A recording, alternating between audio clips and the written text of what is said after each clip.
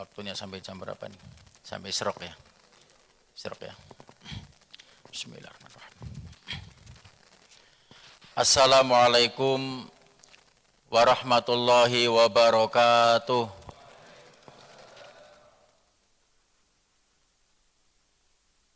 A'udzu billahi minasyaitonir rajim. Bismillahirrahmanirrahim. Alhamdulillahirabbil alamin. Wassalatu wassalamu ala asyrafil anbiya'i wal mursalin wa ala alihi wa sahbihi ajma'in, amma ba'd.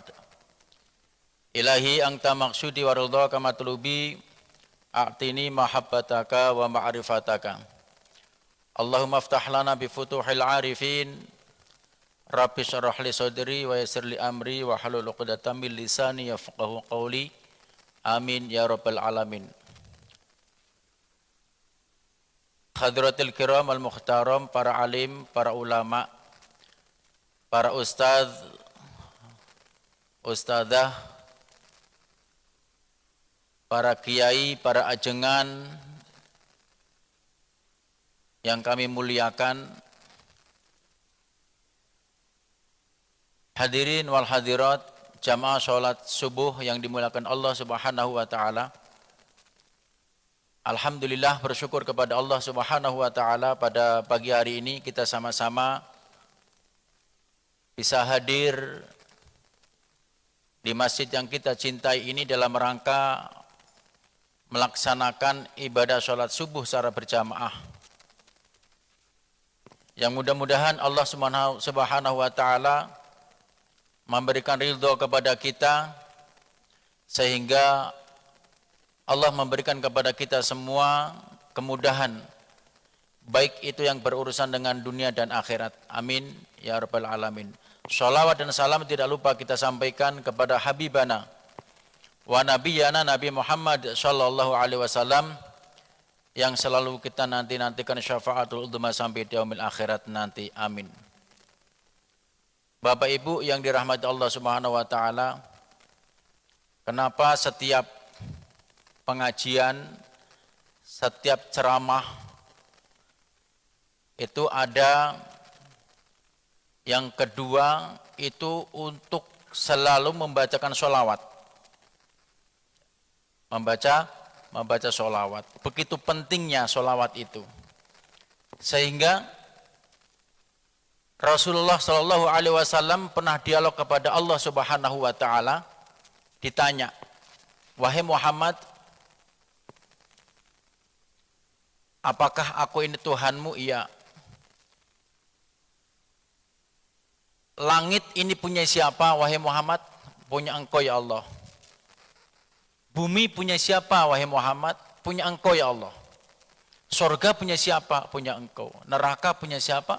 Punya engkau. Semua jawabannya adalah punya Allah Subhanahu wa ta'ala.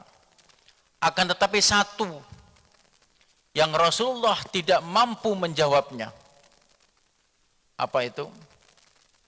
Wahai Muhammad, kalau semuanya ini punya aku, kata Allah, lalu aku ini punya siapa?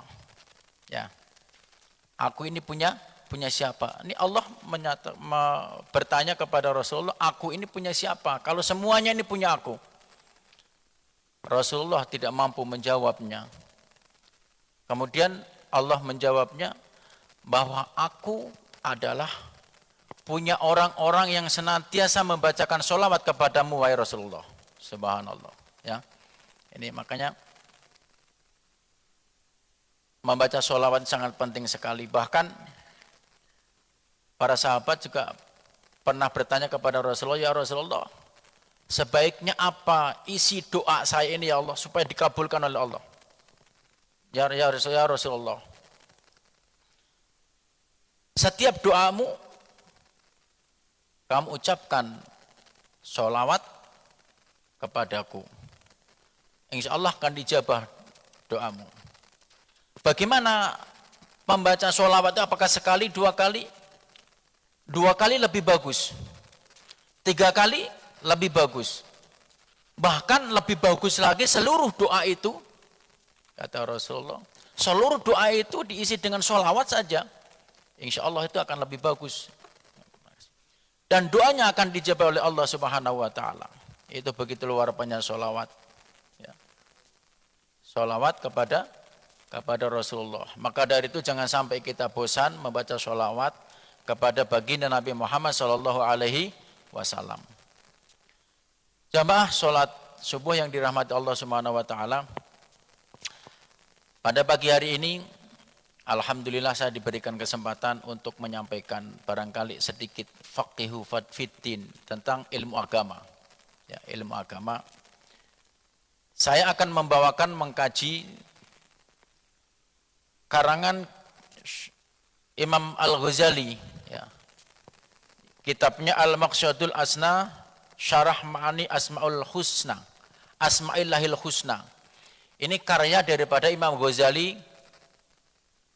Beliau mengarang kitab ini sangat luar biasa. Ya. Kenal sama Imam Ghazali, Bapak Ibu sekalian? Kenal. Kapan kenalnya, Pak? Kenalnya kapan? Melalui karya-karyanya, ya. Beliau adalah seorang sufi, ulama sufi yang luar biasa. Ya. Beliau kalau tidak salah lahir 450 Hijriah, ya, wafatnya 505 Hijriah. Ya, kurang lebih itu kalau tidak salah. Ya. Jadi saya akan membacakan di sini, menyampaikan, mengkaji tentang Asmaul Husna. Sudah pernah kita kaji Asmaul Husna. Ini sangat penting sekali karena Asmaul Husna adalah memperkenalkan Allah Subhanahu wa taala. Memang kita belum kenal Allah, yaitu jadi ilmu tertinggi di hadapan Allah yaitu ma'rifatullah. Kenal kepada Allah. Tujuannya kita seperti itu. Kenal kepada Allah Subhanahu wa taala. Selama ini hanya kita ciptaan-ciptaannya mengenalnya dengan ilmu. Karena ada namanya ilmu yakin, ainul yakin, hakul yakin, ya. Ini tiga-tiganya ini ada perbedaan. Maka dari itu agama itu mempunyai 3 rukun. Ya. Agama mempunyai 3 rukun. Yang pertama adalah Islam, iman, dan ihsan. Kemudian 3-tiganya ini harus kita laksanakan. Tidak bisa hanya Islam saja, tidak bisa. Kemudian iman saja tidak bisa. Harus 3-tiganya. Ya. 3-tiganya harus kita laksanakan. Dan 3-tiganya harus kita ketahui. Islam di dalam ilmu agamanya apa? Melalui ilmu fikih. Kemudian apa? Iman. Dalam agamanya apa? Di dalam kitabnya tauhid. Ya, pelajaran ilmu tauhid. Yang ketiga ihsan. Pelajarannya apa? Tasawuf. Jadi antara fikih, tauhid, tasawuf itu harus dipadukan. Ya. Supaya apa?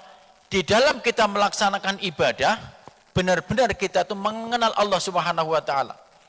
Bagaimana kita bisa sholatnya khusyuk kalau kita tidak mengenal Allah Subhanahu wa taala?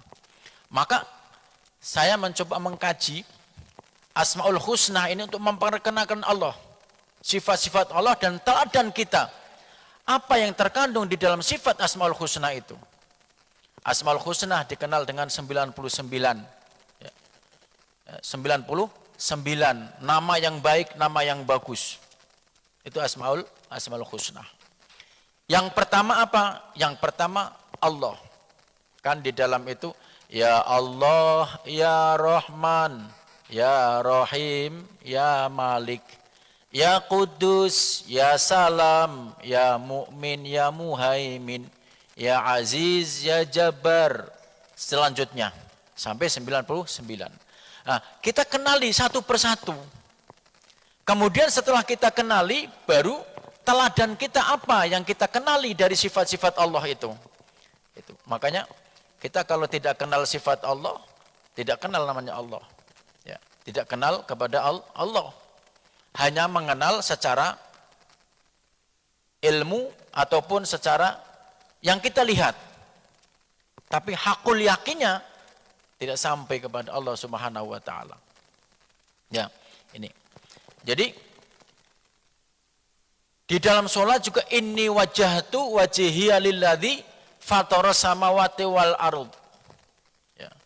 Inni wajjahtu wajhiya. Ya, sesungguhnya wajahku ya, kita hadapkan kepada Allah Subhanahu wa taala. Kita hadapkan kepada siapa? Lilladzi fataras samawati wal ardh. Yang menciptakan langit dan bumi. Makanya kalau di dalam sholat ini antara ilmu fikih dengan ilmu tasawuf dipadukan jadi satu. Ya. Ilmu fikih yang mengatur tentang dohiriyah, tentang ibadah-ibadah ini. Ya, ilmu fikih. Maka kita juga harus pelajari ilmu fikih. Ilmu tasawuf untuk apa? Untuk mengatur dalam ibadah itu hati kita. Allahu Akbar, hati kita kemana-mana. Ya. Kita mengucapkan Allahu Akbar, Allahnya kita tidak mengingat Allah.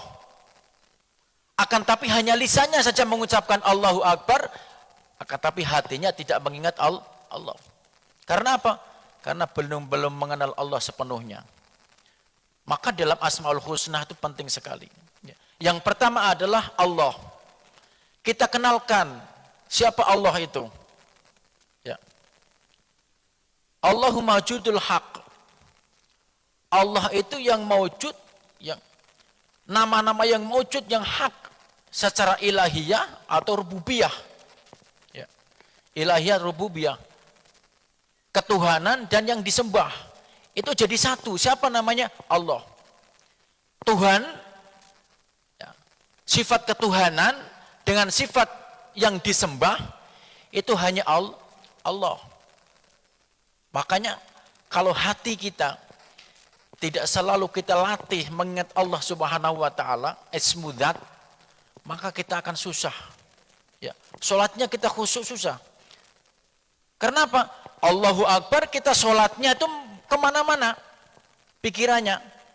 Kenapa? Hatinya tidak mengingat Allah Subhanahu wa taala. Padahal aqimus shalah lidzikri. Dirikanlah salat untuk mengingatku. Bagaimana hati kita kalau tidak kita atur untuk mengingat Allah? Tidak bisa. Ya. Makanya kan aksiru bidzikrillah hatta yakunul ya munafikun innakum majnun. Sampai-sampai kata Rasulullah itu perbanyaklah zikir kepada Allah. Ya. Sampai-sampai orang itu mengatakan majnun, gila. Ya, gila kepada Allah kan tidak masalah ya Pak ya. Gila kepada Allah. Kita zikir hanya tenggelam dalam kalimat Allah. Dalam ismu Allah, asma Allah. Ya. Makanya kita harus hati kita, kolbu kita, ya, detakan jantung kita itu harus selalu ingatnya Allah. Ya. Allah. Ya. Makanya kalau ada orang bertorikoh itu memang betul karena mengatur hati. Ya. Mengatur hati bagaimana supaya kita di dalam duduk kita ini kita ingat Allah, hati kita selalu berzikir kepada Allah. Kita makan saja, makan itu tidak kita makanan yang diingat, akan tapi kita ingatnya Allah. Ya. Allah. Makanya tidak heran kalau namanya ada husnul khotimah, su'ul khotimah. Ya. Itu pantas. Kenapa? Ketika kita meninggal dunia, ya, ketika kita wafat, hati kita tidak sedang mengingat Allah Subhanahu wa taala. Bagaimana itu, Pak? Ketika kita meninggal dunia, diambil nyawanya oleh Allah, kita mengingatnya masalah dunia. Kita mengingatnya masalah main, kebiasaan sehari-hari. Tidak mengingat Allah Subhanahu wa taala. Ini sebagian ulama mengatakan bahwa orang yang sekali sakaratul maut, ya, tidak mengingat Allah Subhanahu wa taala dalam hatinya Allah, maka ini bisa dikatakan su'ul khotimah. Padahal harapan kita semua adalah ketika kita meninggal dunia adalah husnul khotimah. husnul khotimah. Gitu ya. Makanya hati. Ya. Salat saja, Allahu Akbar usolli fardhu subhi rakaataini mustaqbil qiblati, ada makmum Allahu Akbar. Ya. Itu hatinya bagaimana, niat ataukah tidak? Di dalam ilmu fikih diatur bahwa niatnya sholat itu ketika, ya, sholat itu kan di dalam hati, niat itu kan dalam hati. Ketika takbiratul ihram Allahu Akbar, hatinya niat sholat usolli fardhu subhi rakaataini mustaqbil qiblati, ada amaliyatal, bersamaan dengan bar Allahu Akbar itu lillahi ta'ala. Itu ilmu fikih mengaturnya seperti itu. Hati antara perpaduan dengan ilmu fikih dengan ilmu tasawuf tadi. Supaya apa? Hati kita terus di dalam sholat ini tidak disibukkan dengan menghayal, dengan bercerita. Apalagi sholatnya imamnya tuh suratnya panjang-panjang. Ya. Suratnya panjang, kita tidak tahu artinya, kita pikirannya kemana-mana. Benar nggak Bapak Ibu? Kita pasti bercerita pikiran kita itu. Kenapa? Apalagi kita tidak tahu, tidak paham artinya dalam surat yang dibaca oleh imam itu. Maka bercerita, hati kita, pikiran kita bercerita. Oh tadi itu main bola, tadi itu kerja, ini nanti ini. Pokoknya macam-macam pikirannya. Nah ini maka, ini perlu kita makrifat kepada Allah, kenal kepada Allah di dalam Asmaul Husna. Pertama mengenal sifat-sifat Allah Subhanahu wa taala. Dan teladan kita sifat Allah kata takhalaqu bil akhlaqillah, berakhlaklah sebagaimana akhlak Allah Subhanahu wa taala. Apa akhlak Allah? Di dalam Asmaul Husna itu. Maka kita teladani 99 itu apa saja yang perlu kita teladani. Maka kalau tidak kita pahami Asmaul Husna ini, berat untuk makrifat kepada Allah. Ya teladan yang pertama, teladan sifat Allah, ya Allah, ya Rahman. Yang pertama Asmaul Husna apa? Allah. Maka sebagian ulama tasawuf itu mengatakan bahwa semua itu terangkum, ya. Asmaul Husna 99 itu tercantum, dirangkum dalam satu lafaz, satu asma. Apa? Allah. Makanya ada yang zikir dalam qalbu itu Allah, Allah, Allah itu. Karena itu. Bahkan mengatakan Al-Quran itu dirangkum menjadi umul kitab. Apa umul kitab? Al-Fatihah. Diringkas menjadi Al-Fatihah, surat Al-Fatihah. Kemudian surat Al-Fatihah itu diringkas lagi, apa? La ilaha illallah. La ilaha illallah lagi diringkas lagi, dikemas lagi menjadi ismudzat Allah. Allah. Makanya kalau zikir hanya itu saja dalam hati terus. Walaupun kita di dalam WC pun boleh. Boleh nggak zikir di dalam WC? Boleh kan? Karena dalam hati tidak diucapkan dengan lisan. Ya, ini zikir. Ya ayyuhalladzina amanu dzkurullaha dzikran katsira wasabbihuhu bukratan wa asyila. Ukuran banyak, dzikran katsira, zikir yang banyak. Itu ada ukurannya tidak? Tidak ada ukurannya. Kalau ada ukurannya, di WC berarti boleh tidak berzikir. Ya. Berarti di mana-mana kalau kita tidak zikir berarti tidak banyak. Ada ukurannya. Setiap sholat saja, la ilaha illallah, la ilaha illallah. Mungkin 33 kali, 100 kali. Subhanallah, subhanallah, alhamdulillah, alhamdulillah. Ya. Dan bahkan zikir di dalam habis sholat itu subhanallah, subhanallah 33 kali. Alhamdulillah, alhamdulillah 33 kali. Allahu Akbar 33 kali. Itu bisa tercantum, diringkas di dalam la ilaha illallah. Itu Allah cukup. Karena apa? Sudah ada semua. Allah sudah ada subhanallah. Apa artinya maha suci Allah? Allah kan maha suci. Alhamdulillah, segala puji Allah di dalam ada alhamdulillah. Allahu Akbar tercantum dalam Allah, ya. Asma Allah. Jadi Allah itu semuanya sudah komplit. Makanya kalau dalam thariqah ada yang zikirnya hanya la ilaha illallah, tidak subhanallah, alhamdulillah, Allahu Akbar. Ya. Tapi yang zikirnya subhanallah, alhamdulillah, Allahu akbar salah tidak? Tidak ada salah. Tapi kata Rasulullah, belum pernah yang aku ucapkan lebih utama daripada yang aku ucapkan ini. Bahkan nabi-nabi sebelumku mengucapkan apa? Kalimah la ilaha illallah.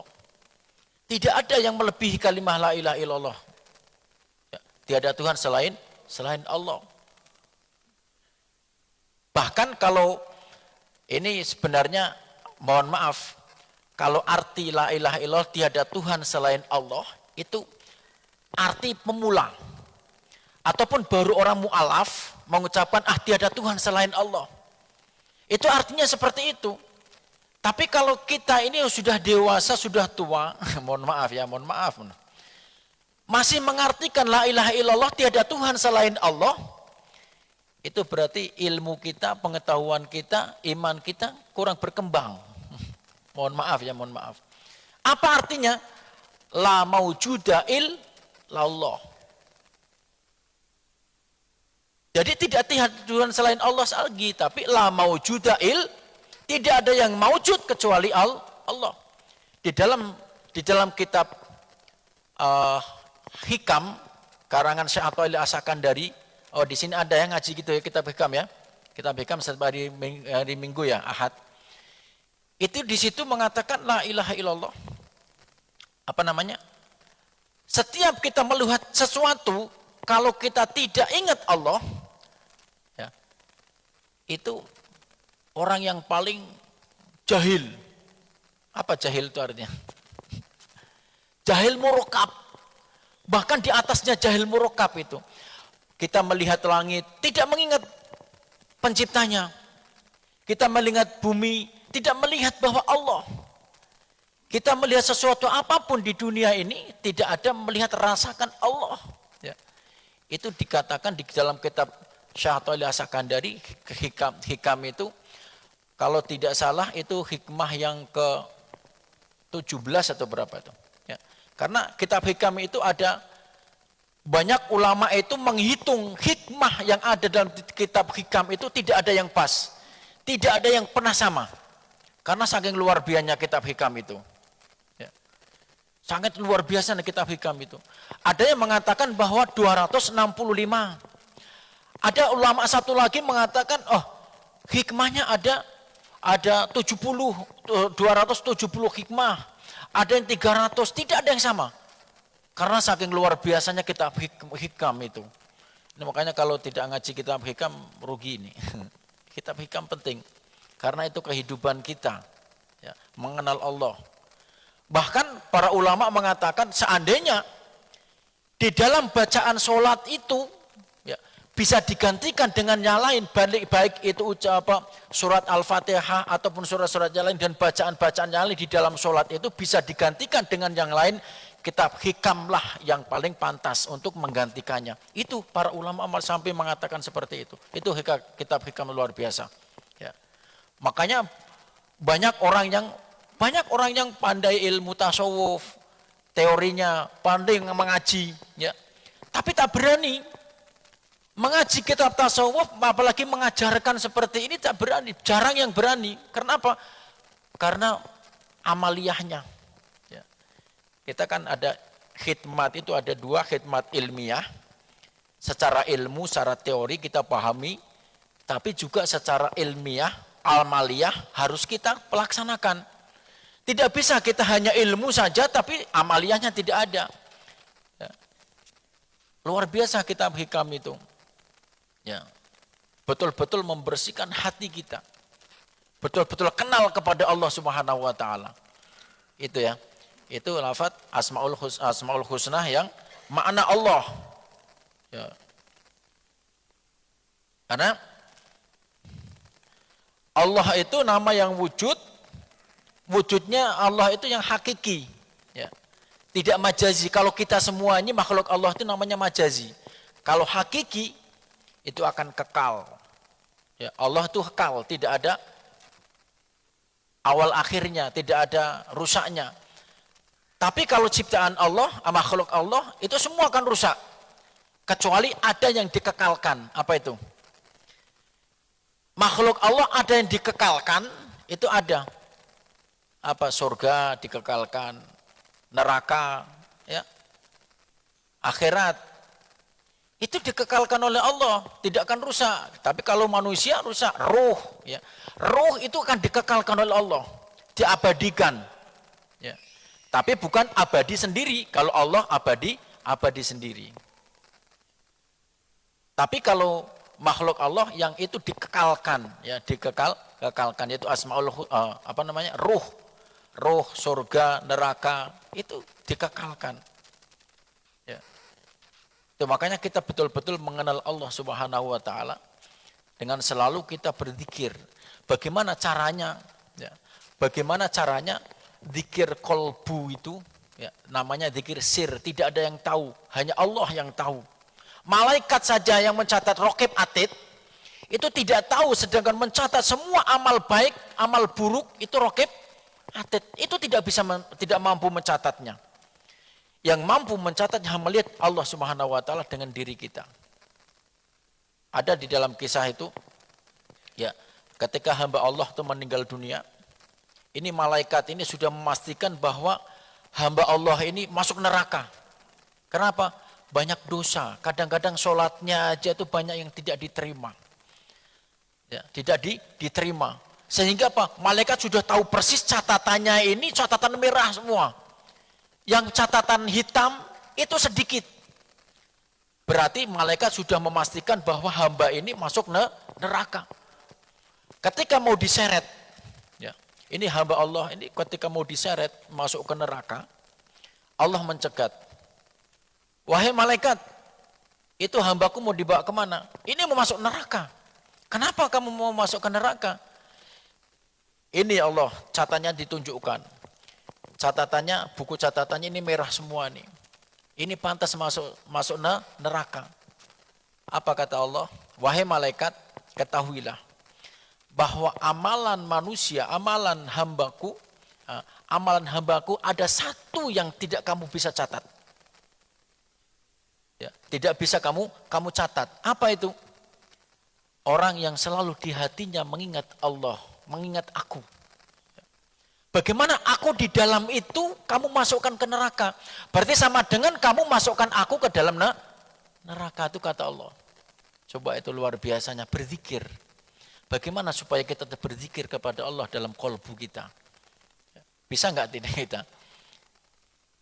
Pasti kita lalai, ghaflah, namanya manusia itu ghaflah, ya, selalu lalai, lupa, ya, selalu lalai.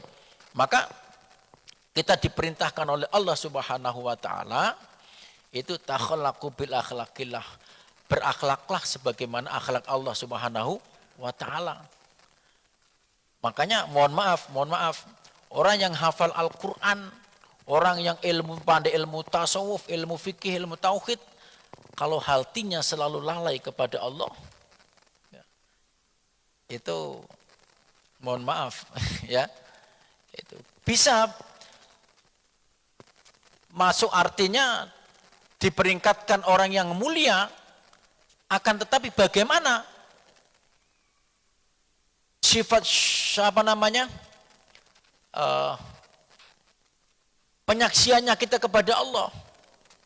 Kita ketika musyahadahnya kita kepada Allah.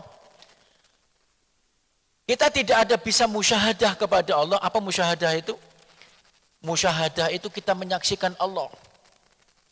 Merasakan Allah, ya, adanya Allah, ciptaan Allah, kehadiran Allah, hadirnya Allah, dekatnya kepada Allah. Ya, itu merasakan. Memang kita tidak mampu melihatnya, akan tapi kita melihat bahwa semuanya itu kita datang ke sini aja Bapak Ibu.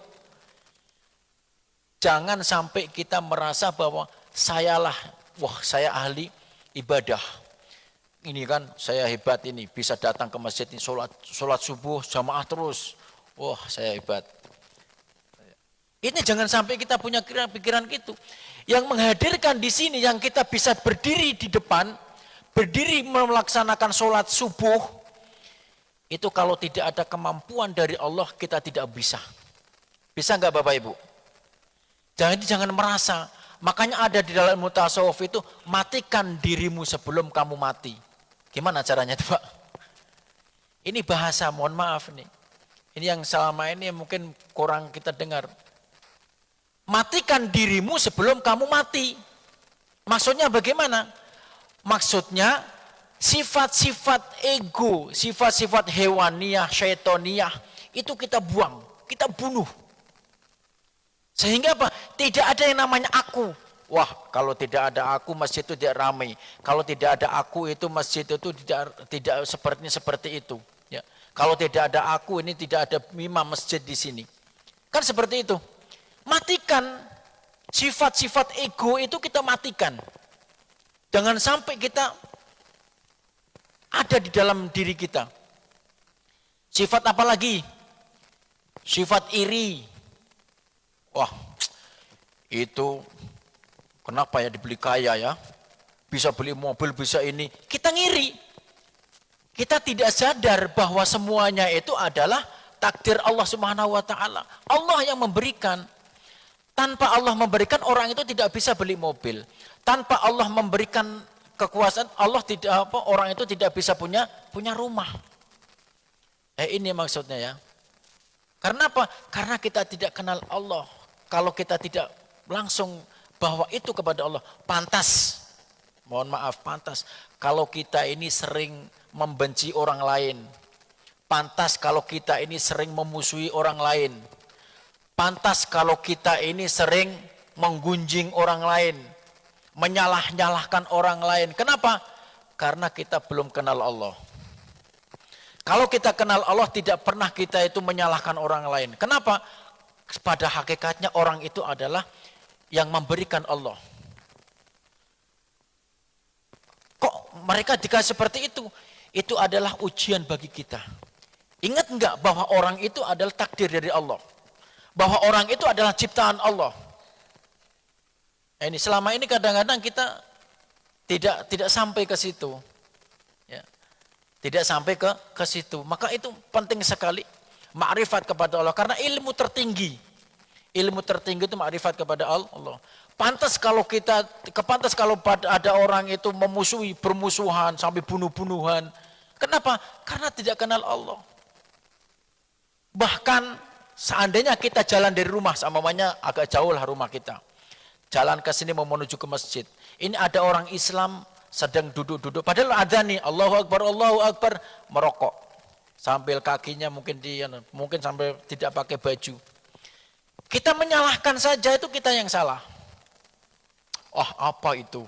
Gini-gini. Ya, berarti kan merasakan diri kita ini yang paling hebat. Ya enggak, Bu?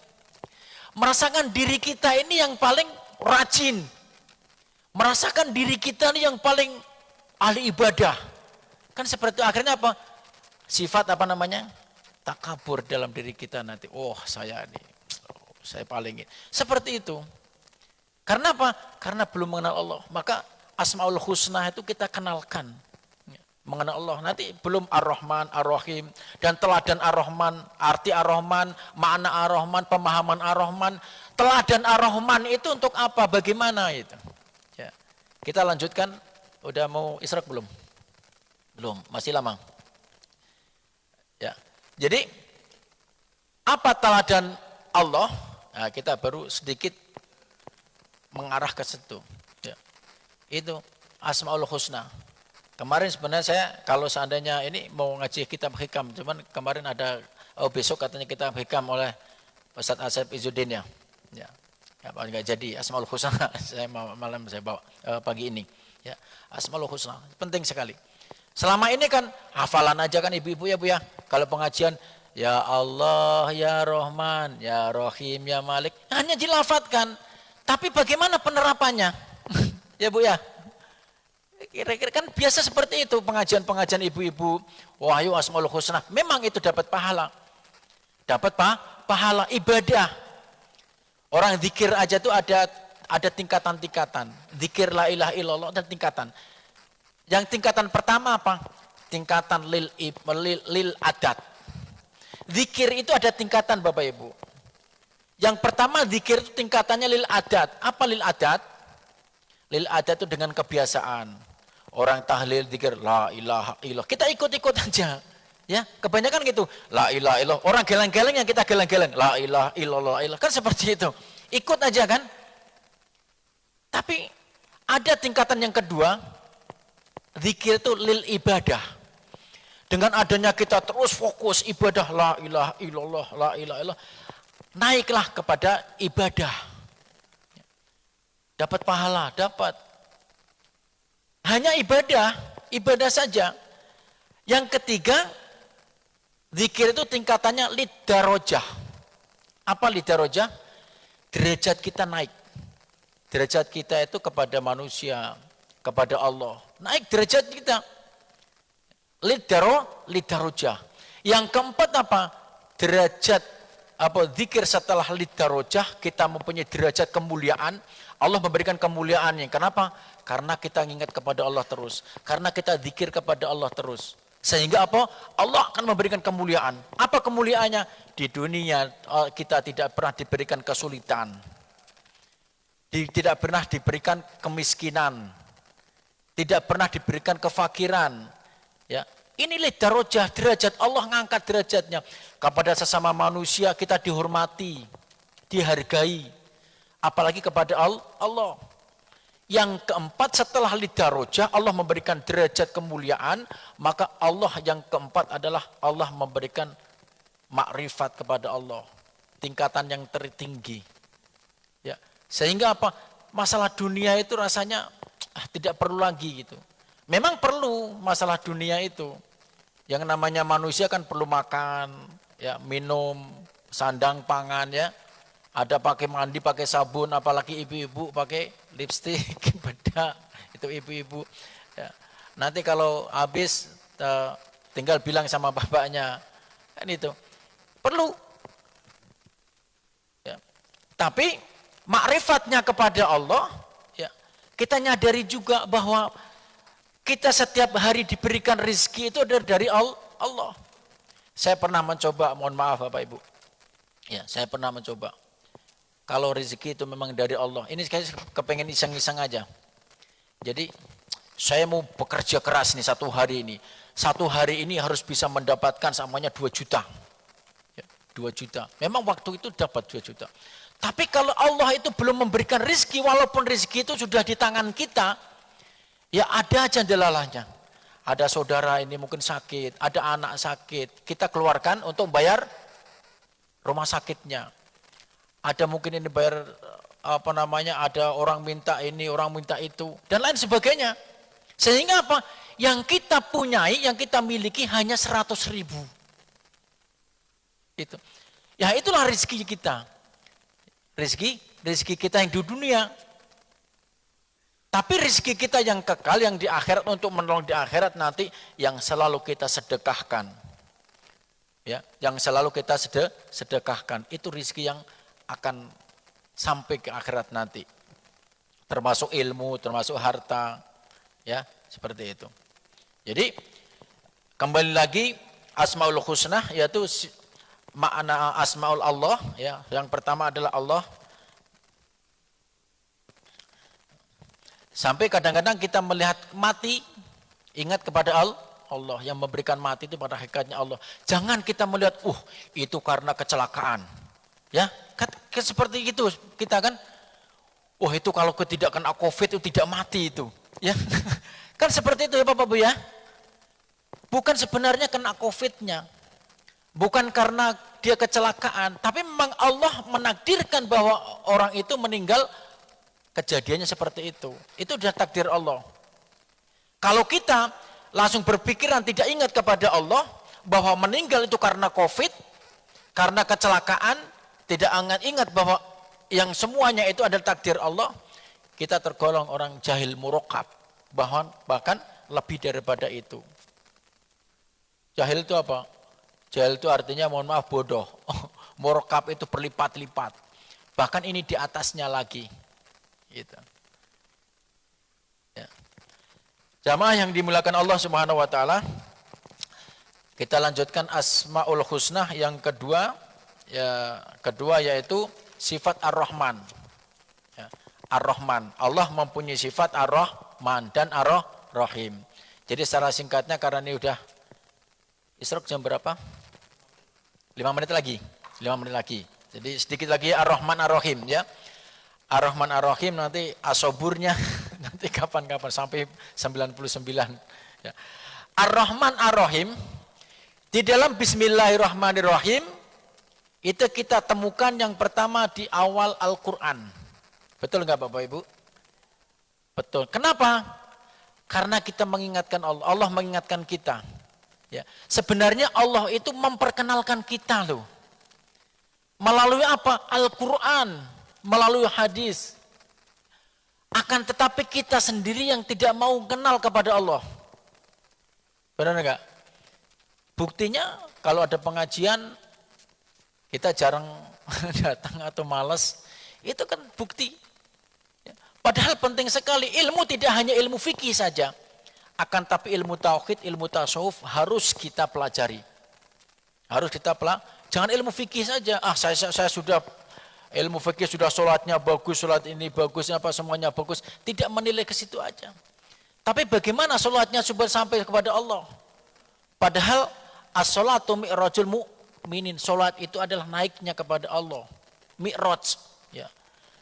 Bagaimana hati kita kalau mau menaik kepada Allah sampai kepada Allah. Kalau hati kita masih kotor. Hati kita masih banyak dosa. Itu ya. Maka sifat Ar-Rahman itu selalu diartikan bahwa Ar-Rahman itu semua makhluk Allah diberikan sifat Ar-Rahman. Diberi kasih oleh Allah. Semua dikasihi, baik itu orang yang menentang kepada Allah, orang yang tidak pernah ibadah kepada Allah, orang yang tidak taat kepada Allah, ataupun yang taat kepada Allah. Semua dikasih. Buktinya apa? Orang-orang yang bukan, mohon maaf, non-muslim. Ya. Itu kan tidak kepada Allah. Kemudian apa? Mereka dikasih mobil, rumah. Ya. Mereka diberikan kemuliaan menurut kita. Ya. Diberikan semuanya. Banyak orang-orang yang bertanya kepada saya, Pak Ustadz, itu padahal orang tidak pernah sholat, orang tidak pernah ngaji, tapi mereka kaya, mereka diberikan mobilnya banyak, rumahnya banyak, kan gitu, punya hotel 6, hotel 7, padahal mereka tidak sholat. Inilah sifat Ar-Rahman, ya, sifat Ar-Rahman. Tapi mereka tidak diberikan sifat Ar-Rahim. Sifat Ar-Rahim tidak diberi mereka. Hanya diberikan sifat Ar-Rahman. Karena semua makhluk Allah diberikan sifat Ar-Rahman. Tidak dikasih sayangi oleh Allah. Ya, tidak dikasih sayangi. Nah, bagaimana sifat teladan kita terhadap sifat Ar-Rahman Ar-Rahim? Teladan kita sifat terhadap sifat asma Allah, sifat Allah, takholaqu bil akhlaqillah, itu berakhlaklah sebagaimana akhlak Allah. Berarti kita harus selalu memberi kepada orang lain yang memerlukan pemberian daripada kita. Kita punya harta, orang itu membutuhkan harta, kita kasih.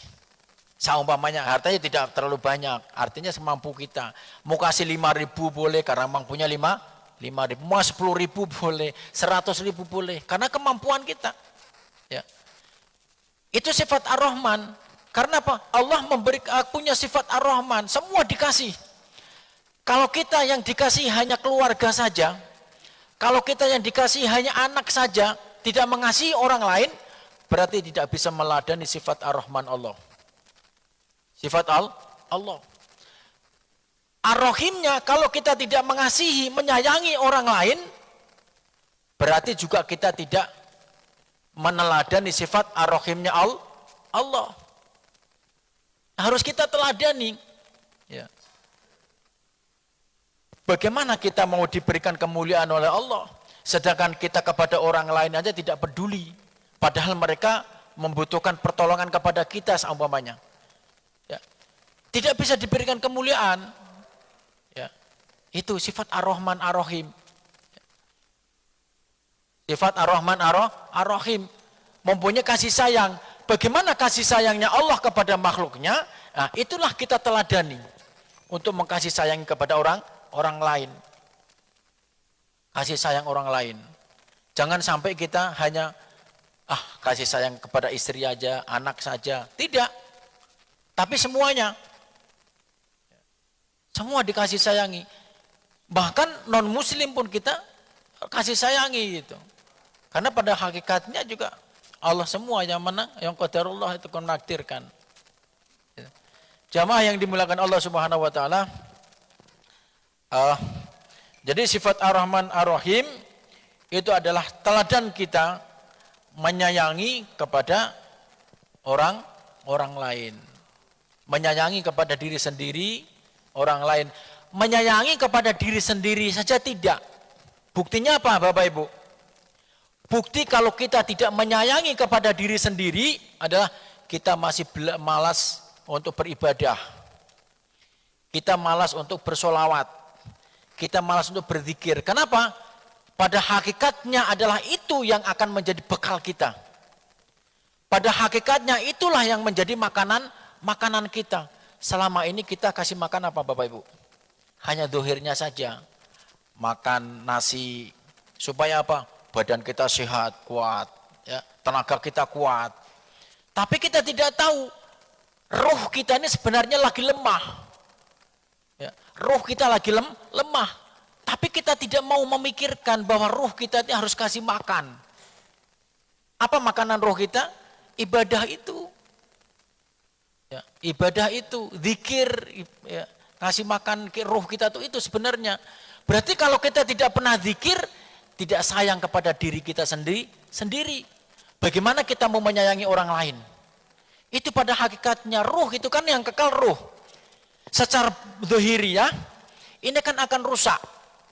Ya, akan rusak, ditanam nanti dikubur, akan menjadi tanah, hancur. Ya, yang kekal apa? Ruh kita. Kenapa kita tidak menyayangi ruh kita? Kenapa kita tidak mau berzikir? Padahal zikir itulah makanan ruh kita. Berarti kita menyangsarakan diri kita sendiri.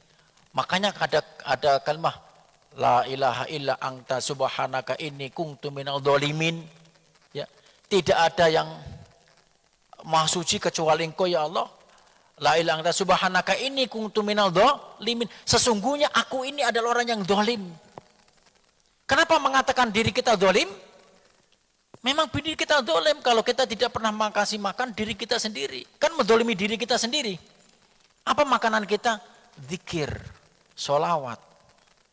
Kita tidak pernah sholawat, jarang ya pernah sholawat, tapi jarang. Bahkan sholawat itu luar biasa. Ada teman saya, ya teman saya ini dikasih ijazah sholawat itu sallallahu ala Muhammad saja 1000 setiap hari. Ini dulu waktu sekolah tuh di pesantren tuh sama saya tuh, ini anak ini apa namanya lelet, bodoh. Ngapalkan Alfiyah dulu ya, sama-sama ngatakan kitab Alfiyah namun nahwu itu nggak apal-apal, ya. Tidak apal-apal, pokoknya baca kitab pun tak bisa. Tapi diberikan ijazah sholawat, ya. Ijazah sholawat sallallahu ala Muhammad setiap hari ini oleh kiainya di Jawa Timur, ya dikasih ijazah sholawat sallallahu ala Muhammad itu 1000 kali. Ini sekarang apa? Saya tidak nyangka kalau beliau itu menjadi kiai. Jadi kiai sekarang punya pesantrennya besar, punya santrinya banyak, ya. Bahkan ceramah di mana-mana. Beliau ini, kalau dulu pokoknya IQ-nya itu minim sekali dulu. Tapi karena itu sholawat tadi itu, bahkan tadi yang saya sampaikan, aku adalah milik orang-orang yang senantiasa membacakan sholawat kepada Nabi Muhammad SAW. Ya, Bapak Ibu yang dirahmati Allah Subhanahu Wa Taala, jadi teladan kita kepada Asmaul Husna yang kedua dan ketiga Ar-Rahman Ar-Rahim adalah kita meneladani, mengasihi sayangi kepada sesama. Kasih sayang terutama kepada diri sendiri, keluarga, kepada sesama. Supaya apa? Supaya kita benar-benar diberikan kemuliaan oleh Allah Subhanahu wa Ta'ala. Ya. Inilah barangkali pas jam 6, ya, apa yang saya sampaikan mudah-mudahan bisa kita pahami, dan saya hanya menyampaikan apa yang ada dalam kitab ini untuk makrifat kepada Allah. Ya, kita sama-sama belajar untuk makrifat kepada Allah supaya kita senantiasa dimuliakan oleh Allah, baik itu di dunia maupun di akhirat. Ya. Kalau seandainya itu paham tidak paham, itu hanya Allah yang memberikan pemahaman. Banyak orang yang mengajar sampai marah, sampai stres karena apa? Karena muridnya tidak paham, ya. Padahal pada hakikatnya yang memahamkan ilmu itu adalah Allah, bukan kita. Begitu juga saya yang menyampaikan ini, kalau seandainya Bapak Ibu tidak paham, yang penting jalankan saja. Ya. Jangan memikirkan, tidak paham-paham, tidak masalah. Ya. Karena yang memahamkan juga bukan saya. Pada hakikatnya Allah Subhanahu wa Ta'ala. Inilah barangkali mudah-mudahan apa yang saya sampaikan sekali lagi dapat bermanfaat kepada kita semua, terutama kepada diri saya sendiri dan juga kepada jamaah sekalian. Mudah-mudahan kita selalu dibimbing oleh Allah Subhanahu wa Ta'ala untuk makrifat kepada Allah, bisa mengenal Allah Subhanahu wa Ta'ala, supaya ibadah kita benar-benar berkualitas, ya, secara totalitas, berkualitas secara totalitas. Hanya kita beribadah jangan separuh-separuh, ya.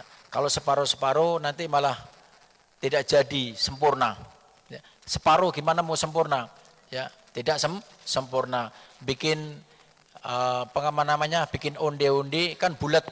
Kalau hanya separuh aja namanya onde-onde, enggak, berarti tidak sempurna. Demikian, mohon maaf. Akhirul kalam billahi taufiq wal hidayah. Wassalamualaikum warahmatullahi wabarakatuh.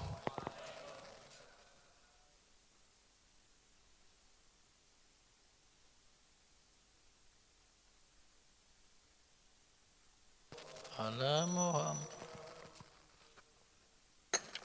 sallallahu alaihi wasallam.